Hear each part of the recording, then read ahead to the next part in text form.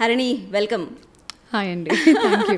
బాహుబలి ఇవన్నీ రిలీజ్ అయినప్పుడు ఒక బాహుబలి యూనివర్స్ అంతటినీ కూడా ఒక పాట ద్వారా మనకి రివీల్ చేసినట్టు ఇప్పుడు సలార్ యూనివర్స్ అంతటినీ కూడా ఆ ఫీలర్ని ఖచ్చితంగా ఈ సాంగ్లో ఒక ఫీల్ అయితే తీసుకొచ్చారు మీ నోటి ద్వారా, మీ పాట ద్వారా.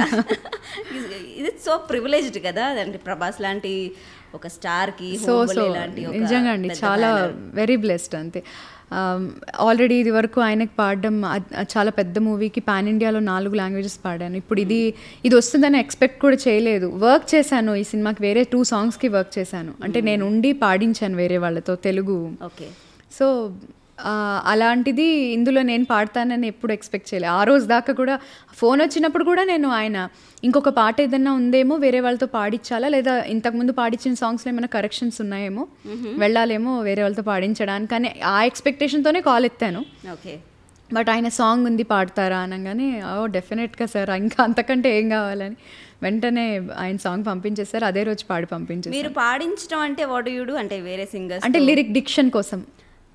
ఆయన కన్నడిగా కాబట్టి ఆయన నన్ను హెల్ప్ తీసుకొని, ఆల్రెడీ ఇది వరకు ఆయన వేరే మూవీస్కి వర్క్ చేశాను. సో ఆయన నా హెల్ప్ తీసుకొని తెలుగు సాంగ్స్ వేరే వాళ్ళు పాడుతున్నారు, మీరు వెళ్ళి జస్ట్ మానిటర్ చేయండి అని చెప్పి పంపించారు. ఓకే. సో రవి బస్రూర్ గారితో మీ జర్నీ ఎట్లా స్టార్ట్ అయింది? నేను ఆయనతో వర్క్ చేయడం స్టార్ట్ చేసింది 2021 అనుకుంటా. ఓకే. మదగజ అని శ్రీమురళి గారిది అనుకుంటా మూవీ ఒకటి రిలీజ్ అయింది, డబ్డ్ వర్షన్. అది తెలుగులో నేను ఒక పాట పాడాను, కన్నా అడుగుతున్నా అని. అదే మీ ఫస్ట్? అదే నా ఫస్ట్ సాంగ్ రవి బస్రూర్ గారితో. ఆ తర్వాత డైరెక్ట్ KGF 2లో వర్క్ చేశాను ఆయనతో. ఓకే.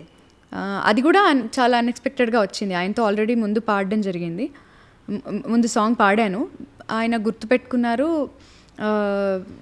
KGF 2 జరిగినప్పుడు అబ్బాయిల్ని మాత్రమే KGF 2 సాంగ్ రికార్డ్ చేయడానికి బస్రూర్కి రమ్మన్నారు. మేము రేపు రికార్డింగ్ అనగా ముందు రోజు నేను మా హస్బెండ్ ఇద్దరం కాళహస్తిలో ప్రోగ్రాంలో ఉన్నాం. శివరాత్రి ప్రోగ్రామ్ ఏదో అవుతుంది. సో వెంటనే ఆయన, హరిణి గారు మీతోనే ఉన్నారు కదా, నాకు సింగర్ కృష్ణ అన్న కాల్ చేశారు, హరిణిని కూడా తీసుకొని రా, ఇక్కడికి ఒక ఫీమేల్ లైన్ ఉంది పాడాలి పాటలో. సో వెంటనే అప్పటికప్పుడు నాకు, మా అత్తగారికి, మా బాబుకి, ముగ్గురికి ఫ్లైట్ టికెట్స్ తీసి నెక్స్ట్ డే వీళ్ళతో పాటు అదే ఫ్లైట్లో బస్రూర్కి తీసుకెళ్లారు. అది చాలాసేపు జర్నీ చేశాక బస్రూర్కి వెళ్ళాం అనమాట. Mangalore to Kundapur to Basrur.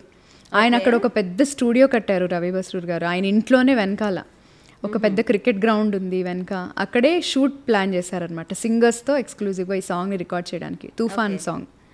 Okay. So అప్పుడు ఆయన స్టూడియోలో డైరెక్ట్గా పాడాను ఆ రోజు KGF 2కి. ఆ తర్వాత కిసీ కా భాయ్ కిసీ కి జాన్ సల్మాన్ ఖాన్ గారి మూవీ, దాంట్లో బతుకమ్మ సాంగ్ ఒకటి పాడాను. దానిలో కొన్ని లిరిక్స్ రాసి పంపించాను. సో ఆ పాట, ఆ తర్వాత మళ్ళీ డైరెక్ట్ సలార్కి. ఓకే.